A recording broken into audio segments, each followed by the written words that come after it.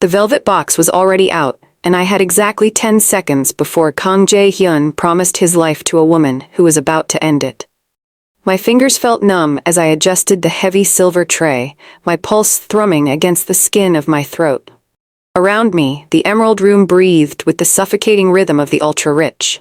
The clink of gold-rimmed crystal, the floral scent of expensive lilies, and the hushed, bored gossip of people who owned the world. Outside, the Chicago rain lashed against the bistro windows in a violent gray blur, but inside, the air was stagnant and too sweet. I moved toward the corner booth like a ghost entering a crime scene. Jaehyun sat there, looking every bit the dragon he was rumored to be. High cheekbones, dark hair swept back with lethal precision, and a suit that cost more than my father's life-saving surgery. His tattooed hand, dark ink peeking from beneath a pristine white cuff, rested on the linen, fingers steady and calm.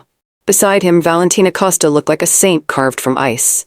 Her blonde waves caught the chandelier light, and her elegant black dress hugged her like a second skin. She was leaning in, her composed expression melting into the soft, radiant glow of a woman about to be proposed to. She looked perfect. She looked breathless with anticipation. She wasn't. 5 minutes ago, I'd seen the safety catch click off on the Beretta hidden in her lap. The bistro's service station wasn't just a place for water and menus. It was a narrow, wood-paneled corridor that acted as the restaurant's blind spot. I'd been back there checking the vintage wine list for the night's VIPs, tucked away behind the heavy velvet curtains, when I heard the rustle of silk and a voice that sounded like crushed glass. Solo un colpo, satu il tavolo, nessuno lo vedrà, finché non se ne saremo andati. Only one shot. Under the table. No one will see until we're gone. My Italian was limited to the menu, enough to explain the difference between carpaccio and vitello, but I caught the vital markers. Tavolo, table, sotto, under, vetro, glass. Then she shifted. The elegance of the Italian vanished, replaced by a harsh, guttural dialect I'd only heard in the dark corners of the South Side, the language of the Costa Street enforcers. It was faster, sharper, a countdown disguised as a conversation. I should have walked away. I should have dropped the wine list, clocked out, and let the monsters of this city devour each other. I thought of my father, lying in a bed he couldn't afford, and the debt collectors who were already circling our door. I didn't move. I didn't breathe. Then she spoke one more time, her voice dropping to a whisper that chilled the warm air of the hallway. Quando prende l'anello, e allora che lo finisco. When he reaches for the ring, that's when I finish him. The wine bottle in my hand suddenly felt like a ticking bomb. I wasn't just a waitress anymore. I was the only thing standing between a mafia king and his own execution. The diamond ring was out. It sat in a small box of blue velvet, glowing under the lights like a tiny, trapped star. Jaehyun looked at it with a strange, calm face. I could see the tattoos on his fingers, dark lines that hid secrets of a life I could never understand. To anyone else, this was the most romantic moment of the year. To me, it was the start of a funeral. I moved closer, the silver tray heavy in my hand. My shoes made almost no sound on the thick rug. I watched Valentina. She was beautiful, her blonde hair falling in perfect waves, but her eyes were cold. She didn't look at the ring. She looked at Jaehyun's chest, right where his heart was beating. Below the table, her hand was deep inside her black purse. I saw the flash of metal. It was a small, silver gun, and her finger was already on the trigger. My heart felt like it was going to burst out of my chest. I thought about my father, sick and tired, waiting for me to come home. If I did nothing, I could go back to my quiet life. But I couldn't let a man die, even a man like him. I leaned in, acting like I was pouring more sparkling water into his glass. The smell of his expensive cologne and her flowery perfume mixed in the air, making me feel dizzy. I got close to his ear. So close I could see the sharp line of his jaw. "Check her purse," I whispered, my voice as soft as a breath. "There is a gun." For a second, everything stopped. The music seemed to fade away. Jaehyun didn't blink. He didn't even look at me. But I saw his hand move. He didn't reach for the ring box anymore. Instead, he grabbed the edge of the heavy wooden table.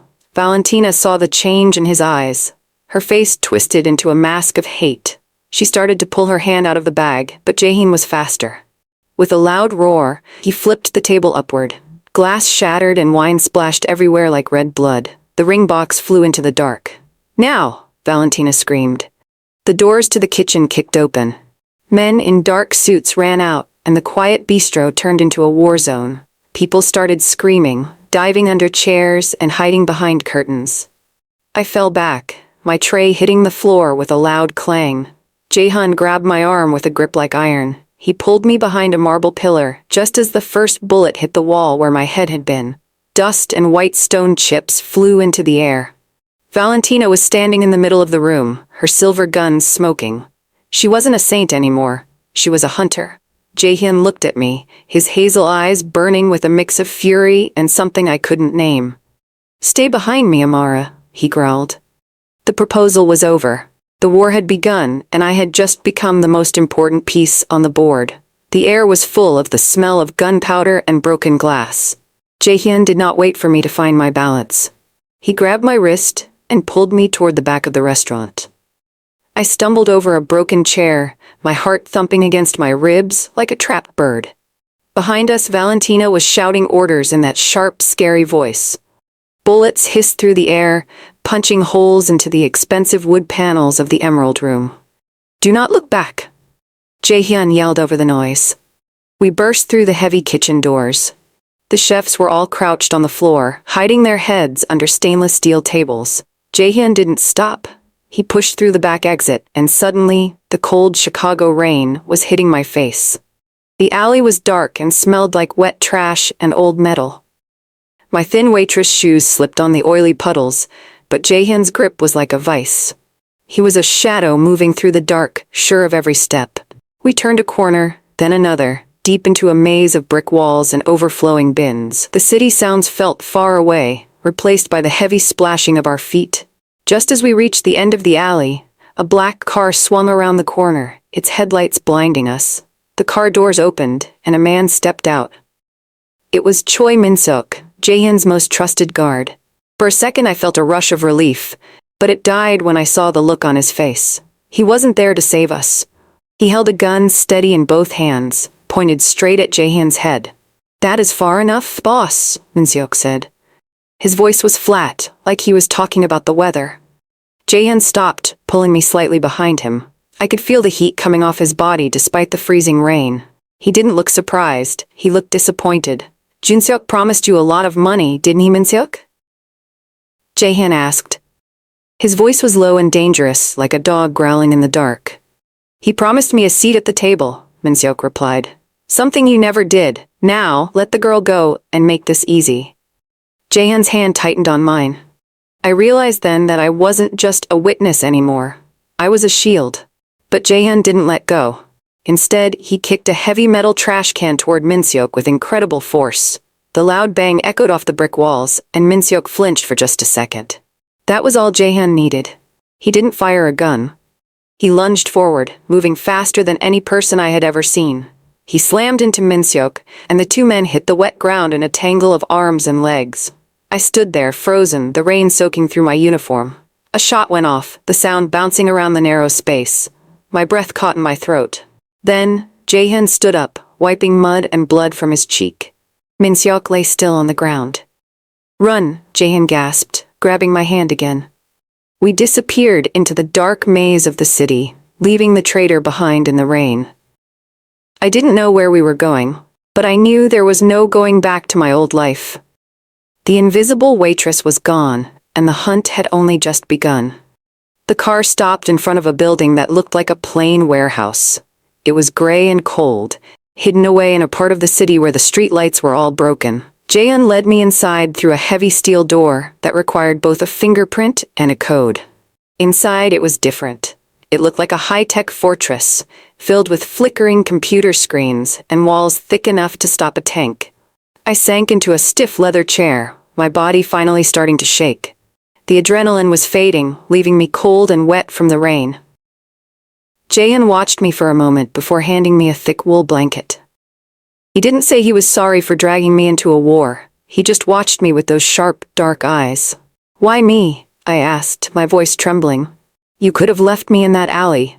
Why keep me with you?" Jaehyun walked over to a desk and opened a silver laptop. He typed for a few seconds and then turned the screen toward me. I leaned forward, expecting to see Mafia secrets or maps. Instead, I saw a hospital record. It was my father's file. Every heart monitor reading, every expensive medicine, and every surgery he had over the last year was listed there. At the bottom of the page, the total cost was a number so big I couldn't even say it out loud. "My father," I whispered, my heart sinking. "I've been working double shifts to pay for this. I thought the hospital was giving us a break on the interest." "The hospital didn't give you a break, Amara," Jae-hyun said. His voice was calm, but it felt heavy. "My family owns that hospital. Your father, Daniel, didn't just borrow money for his heart, he borrowed his life from the Kang Syndicate." I felt the room spin. My father was a good man, but he was a gambler who always made bad bets. I knew he was in trouble, but I never knew the debt was this deep. I looked at the screen again. Every cent I had earned as a waitress was barely covering the taxes on a debt that would take 3 lifetimes to pay. "My brother Jun-suk knows about this debt," Jae-hyun continued, leaning against the cold metal desk. "He is using your father to get to me. If I let you go, Jun-suk will find Daniel. He will stop the machines. He will end the debt by ending the man." I clutched the blanket tighter. I felt like a fish caught in a net I hadn't even seen. I had saved Jae-hyun's life at the restaurant, but he had been holding my father's life in his hands for months. "So I am a prisoner," I said, looking up at him. "You are a guest," he corrected me, though his eyes told a different story. "But as long as you are with me, your father stays in that bed. The machines stay on, the doctors keep working." The truth hit me like a physical blow. I wasn't just a waitress who saw too much. I was tied to this monster by a chain made of money and blood. To save my father, I had to stay in the dark. I had to become part of the world I had spent my whole life trying to avoid. I looked at Jae-hyun, and for the first time, I didn't just see a boss or a killer. I saw my owner. The quiet inside the safe house was broken by a soft metallic thud. It came from the roof, a sound so faint that only someone who spent their life listening for trouble would notice. Jae-hyun froze. He didn't have to say a word. The way his hand moved toward the pistol on the desk told me everything. Valentina's men had found us. "The cameras are down," Jae-hyun whispered, checking a small screen. "They cut the power lines. We are blind." Shadows stretched long across the floor as the emergency red lights kicked on, turning the room the color of a fresh bruise. I felt a cold shiver run down my spine. This building used to be a storage center for the restaurant's old furniture. I had spent 2 summers here as a teenager, helping my father move heavy crates in the dark, dusty halls. I knew this place better than any high-tech camera ever could. "The main doors are reinforced steel," I whispered, stepping closer to him. "But there is a service lift in the back. It's hidden behind the old freezer units. If they come through the roof, they will try to trap us in the lobby." A heavy crash echoed from the front of the building, followed by the rapid pop-pop of gunfire. The hit squad was already inside. Jae-hyun moved to the door, but I grabbed his arm. His muscles were like stone. "No," I said, my voice shaking but firm. "If you go that way, you are walking into a narrow hallway with no cover. Follow me. There is a ventilation crawl space behind the kitchen area. It leads directly to the loading docks." Jae-hyun looked at me for a second, surprised that the quiet waitress was giving him orders. Then he nodded. We stayed low, crawling past rows of covered chairs and stacks of dusty plates. The sounds of heavy boots thumping on the concrete floors got louder. I could hear the men talking in Italian, their voices harsh and confident. They thought they had us trapped. We reached the back wall, where a heavy metal grate was hidden behind a stack of wooden pallets. I pulled it open, the old metal groaning in the dark. "Go," I urged. Jae-hyun slid inside, and I followed, the cramped space smelling of oil and old dust. Above us, we heard the hit squad burst into the room we had just left. They started shooting at the furniture, the sound deafening in the small space. We moved through the dark tunnel, my hands scraped by the rough metal, until we reached a small trapdoor. We dropped down into the cool night air of the loading docks. The rain had stopped, leaving the world quiet and dripping. Jae-hyun turned to me, his face covered in shadows. He looked at me with a new kind of look, not as a debt he owned, but as a partner who had just saved his life again. You know every corner of this city, don't you, Amara? He asked softly. I had to, I replied, wiping the dust from my uniform. Being invisible means you see everything everyone else misses. He didn't answer, but as he led me toward a hidden car, I realized the fixer in me was no longer just trying to survive. I was learning how to win. The car took us to a new house. This one was hidden high in the hills, surrounded by thick trees and tall stone walls. Inside, the rooms were filled with white marble and gold. It was the kind of place where I usually carried trays of drinks, but now Jae-hyun was looking at me like I was the most important thing in the room. He walked around me slowly, his eyes sharp. You saved me twice now, Amara, he said. His voice was quiet, echoing against the high ceilings. At the bistro, you used your eyes. In the warehouse, you used your memory. You are more than a waitress. You are a weapon that hasn't been sharpened yet. He stopped in front of a long mirror and pulled me to stand beside him. In my torn, dusty uniform, I looked like a ghost among the luxury. To beat Valentina and my brother, we cannot just hide, he continued. We have to go where they are. You need to walk into their world, and they must not see the girl who served them wine. They must see someone they fear. The transformation began that night. Jae-hyun didn't call a teacher, he did it himself. He started with how I stood. He placed his hands on my shoulders and pushed them back until my spine was straight. A waitress keeps her head down to be polite, he whispered. A queen keeps her head up to show she owns the floor. Never look at their shoes. Look at the bridge of their nose. It makes them feel like you are looking through them. We spent hours in the long hallway. He made me walk back and forth until my legs ached. He taught me how to take long, slow steps, making sure the silk of the new dresses he bought me didn't rustle too much. He taught me the shadow waltz, a way to move through a crowded room so that you are always seeing everyone, but no one truly sees you. Then came the talking. He sat across from me at a wide oak table, a silver knife in his hand. Do not use many words, he told me. Rich people talk a lot because they want attention. Powerful people stay quiet because they already have it. If someone asks you a question, give them a look first. Make them wait for your answer. The wait is where your power lives. I practiced until my voice sounded different, lower, cooler, and steady like a deep river.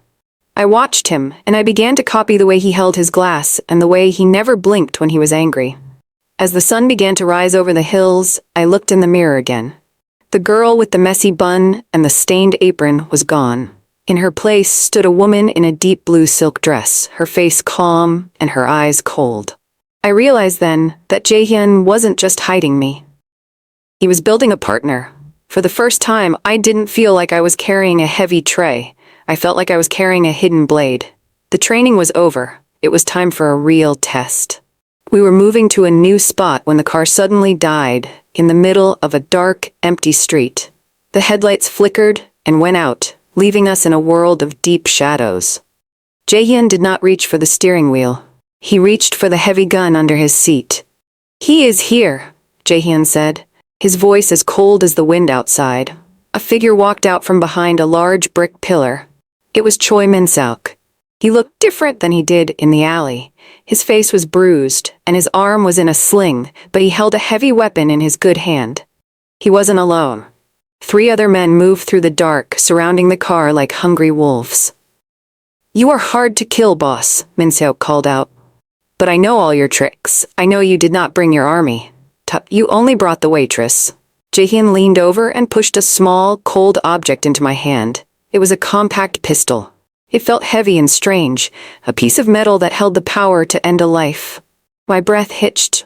I had spent hours learning how to stand and how to speak, but I had never learned how to do this.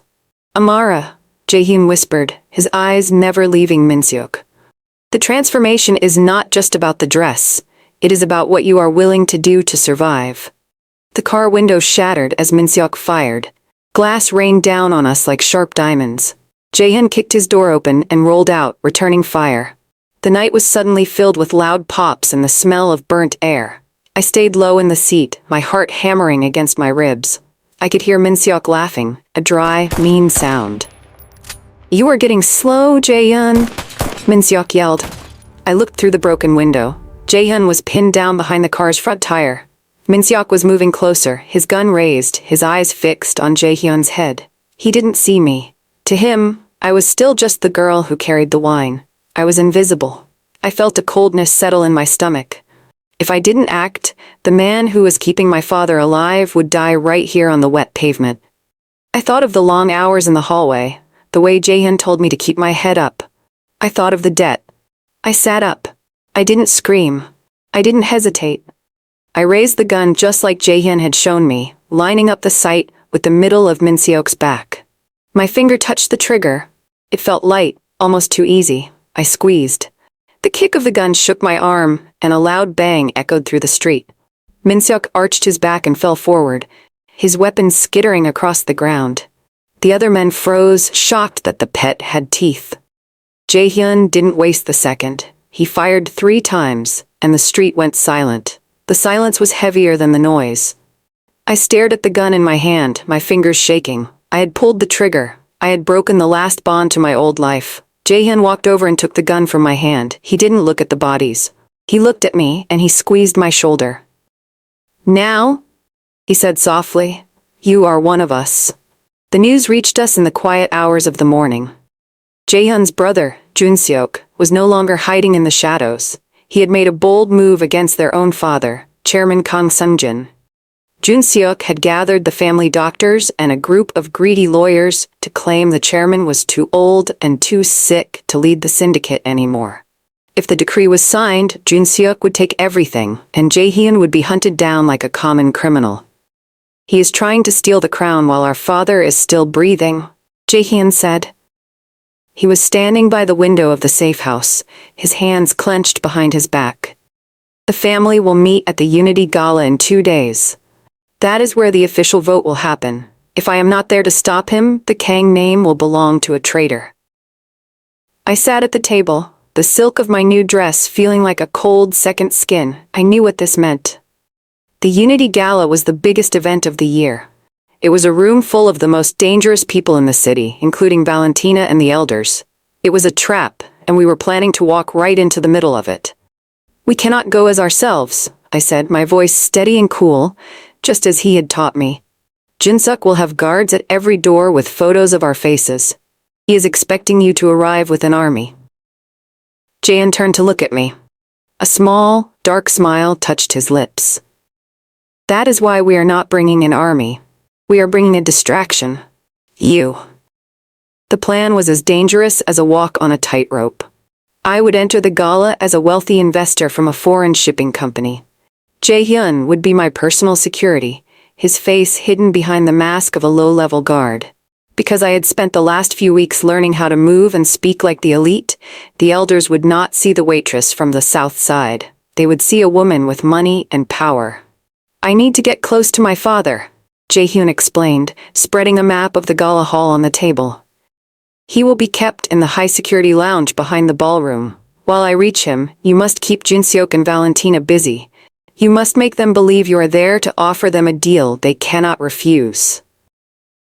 My heart hammered against my ribs, but I did not let my hands shake. I thought of my father, Daniel, still tucked away in his hospital bed. His life depended on this mission just as much as ours did. If we failed, there would be no one left to protect him. "I can do it," I promised. Jae-hyun walked over and placed his hand over mine. His touch was no longer just about power or debt. It felt like a silent vow between two people facing a storm. "The gala is a dance, Amara," he whispered. "Every word is a move. Every look is a strike. Do not let them see the girl who served the wine. Show them the woman who is about to take their world away." I nodded, looking into his eyes. We were no longer master and servant. We were partners in a desperate game. And the music was about to start. The grand ballroom was a sea of gold and white light. The air was thick with the scent of expensive lilies and the hum of 100 voices. I stepped onto the marble floor, my deep blue silk dress flowing behind me like a dark river. My head was held high and my gaze was cool. I did not look like a girl from the south side. I looked like a woman who could buy and sell everyone in the room. Jae-hyun walked 2 steps behind me, his head down and his face hidden by a guard's cap. I spotted Valentina across the room. She looked stunning in a dress that shimmered like a snake's skin. She was laughing with a group of elders, but her eyes were constantly moving, searching for a threat she couldn't see. When our eyes met, I did not look away. I gave her the slow, cold look Jae-hyun had taught me. I saw her pause, her smile flickering as she tried to place my face. The music changed to a slow, sweeping waltz. I moved toward the center of the floor, and as if by fate, Valentina stepped forward to meet me. It was a dance for power. "I do not believe we have met," Valentina said as we began to move. Her voice was sweet, but her grip on my hand was tight. "You seem very far from home, Miss Cole." "Home is wherever the prophet is," I replied, my voice low and steady. "I heard your new partnership with Jun-seok is quite ambitious, but I wonder if the Costa family knows just how much he is hiding from them." As we spun, I felt the small weight of a digital key tucked into the lace of her glove. It was the proof Jae-hyun needed, the records of the secret payments Jun-seok had made to the Costa family to betray his own father. I had to be quick, I had to be invisible in plain sight. "Jun-seok is a visionary," Valentina whispered, her eyes narrowing. "You should be careful whose business you poke your nose into." "A visionary or a thief?" I asked. I stumbled slightly on purpose, a small mistake that made her reach out to steady me. In that split second of contact, my fingers brushed against her wrist. I had spent years as a waitress using my hands to move glass and silver without a sound. I slipped the digital key out of her glove and into the hidden pocket of my dress before she could even blink. I regained my balance and smiled. It was a cold, empty smile. "Thank you for the dance, Valentina. I think I have seen enough." I walked away from her, my heart thumping hard, but my pace slow and calm. I didn't look back to see if she noticed. I moved toward the shadows where Jae-hyun was waiting. As I passed him, I let my hand brush against his. "I have it," I whispered. He didn't nod, but I saw the muscles in his jaw tighten. The evidence was ours. The dance was over and the real fight was about to begin. I felt the weight of the key against my leg, a tiny piece of metal that was about to bring an empire down. The high-security lounge felt like a tomb. Chairman Kang sat in a large chair, his face pale and his hands shaking, while Jun-seok stood over him with a pen and the decree. The elders stood in a semicircle, their faces hard as stone. They were ready to watch a son steal from his father. "Sign it, father," Jun-seok hissed. "For the good of the family." "The family is not for sale," a voice boomed from the doorway. Jae-hyun stepped into the light, throwing off his guard's cap. Beside him, I stood tall, the digital key held high in my hand. The room froze. Valentina rushed in behind us, her face red with fury as she realized her glove was empty. "He is a liar," Jun-seok roared, pointing at his brother. "Guards, kill them!" But the elders did not move. They were looking at the large screen on the wall behind the chairman. I had already signaled Jae-hyun's tech team to play the files from the key. The room was filled with the sound of Jun-seok's voice, caught in a secret recording, talking about how he would eliminate the elders once he had the power. The proof was total. The secret payments to the Costa family flashed in bright numbers for everyone to see. The chairman looked at Jun-seok, his eyes clear and full of a cold fire. "You are no son of mine," he whispered. The elders stepped back, a silent signal that Jun-seok was no longer protected. Jae-hyun moved with the speed of a shadow, his weapon drawn. There was a sudden, sharp chaos, the sound of a struggle, a single shot, and then a heavy silence. Valentina and Jun-seok were dragged out of the room by the very guards who had served them minutes ago. In our world, loyalty changed as fast as the weather. Jae-hyun walked to the chairman's side. He didn't take the pen, he broke it in half. He looked at the elders, his gaze so sharp it made them look away. "The reign of the traitors is over," he declared. "From now on, we rule with strength, not lies." Hours later, the gala was a fading memory. We stood on the balcony of the Kang estate, looking out over the glittering lights of Chicago. My father was safe, the debt was gone, and the hospital had sent word that he was walking again. I should have felt like running back to my old life. I should have wanted to be the invisible girl again, the one who lived in the light and served the wine. But as I looked at my hands, I didn't see a waitress. I saw a woman who had outsmarted a snake and held a gun to save a king. The light of the ordinary world felt too bright, too thin. It didn't have the weight or the thrill of the shadows. Jae-hyun stepped up behind me. draping his jacket over my shoulders. "You can go back now, Amara," he said softly. "The debt is paid, you are free." I turned to look at him, the man I had saved and the man who had remade me.